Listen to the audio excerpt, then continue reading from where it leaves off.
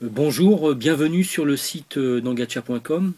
Nous allons aborder aujourd'hui donc le système de management de l'énergie basé sur la norme ISO 50001 qui a pour objectif de mettre en œuvre donc un système structuré et une démarche structurée sur la base de ce référentiel.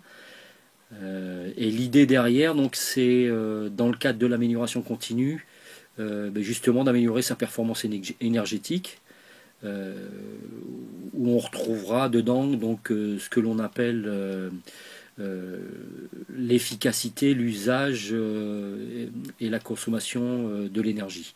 Voilà. Donc ces thèmes sont basés, comme je viens de vous le dire, donc sur un référentiel qui s'appelle la norme ISO 50001 et qui entraîne de se développer sur le marché. Alors il y a des similitudes avec d'autres types de référentiels comme l'ISO 14001, voire l'OHSAS 18001 en termes de structure. En tous les cas, on est bien donc sur le concept d'amélioration continue, qui est d'abord basé avant tout sur l'engagement donc de la direction au plus haut niveau.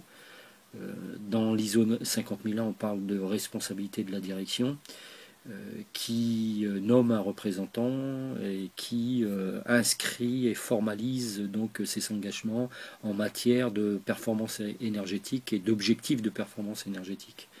Voilà. Dans un deuxième temps, donc, cette formalisation se présente sous forme d'une politique, ce qu'on appelle une politique énergétique, dans laquelle on retrouvera donc les engagements en question pour pouvoir ensuite donc planifier le management de l'énergie. Il y a une nécessité donc dans un premier temps d'évaluer à travers une revue donc des activités qui sont susceptibles d'impacter la performance énergétique, déjà de les identifier et ensuite de pouvoir travailler sur ces thèmes.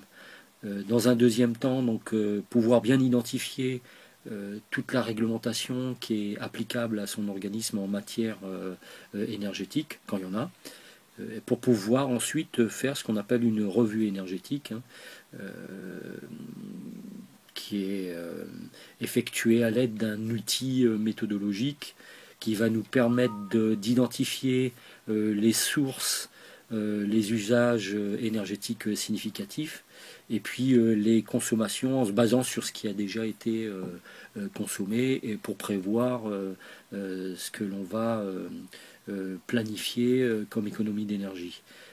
Ensuite, donc, le déroulement de la mise en œuvre de ce système donc, va être basé sur les consommations dites de référence, hein, qui vont nous permettre de comparer d'une période sur une autre les améliorations que l'on peut apporter. Et dans ce cadre, donc, il y aura de la mesure de la performance et du coup, donc,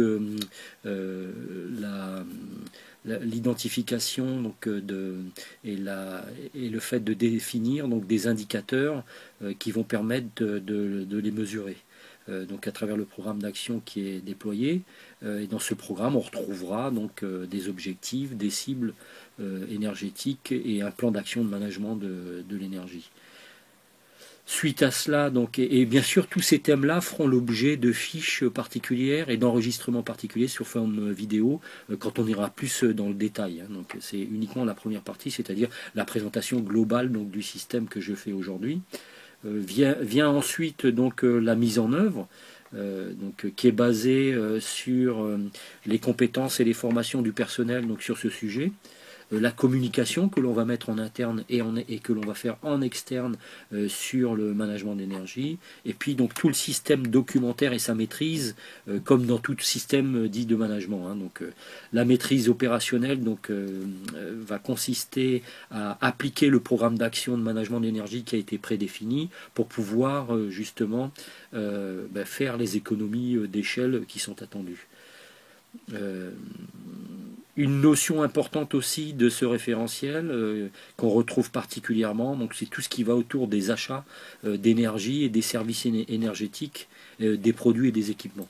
Donc cette exigence permet d'aborder plus précisément le processus d'achat, donc concerne l'énergie, puisque c'est là en fait où on peut notamment peut-être déjà déterminer les critères qui vont permettre de mieux négocier ces contrats. Suite à ça, il y a la notion de contrôle qui vient, puisque nous sommes dans une démarche d'amélioration continue. Il y a bien une notion de contrôle, de surveillance, de mesure et d'analyse qui permettent aussi de bien identifier l'efficacité de la mesure que l'on a sur ce sujet-là. Il y a la partie aussi de veille réglementaire dans la notion de contrôle, les audits internes, donc ça veut dire aussi qu'il faut former des auditeurs internes sur le sujet qu'est le management de l'énergie, pour pouvoir ensuite établir un programme d'audit et le réaliser.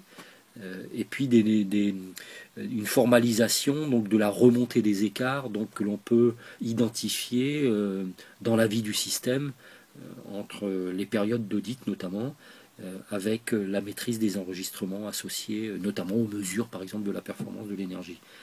En dernier lieu, il y a ce qu'on appelle une revue de management, qui ressemble à une revue de direction, en fin de compte, dans lequel on va avoir des éléments d'entrée, avec des résultats, et puis des éléments de sortie avec des décisions qui sont à prendre pour déployer le système.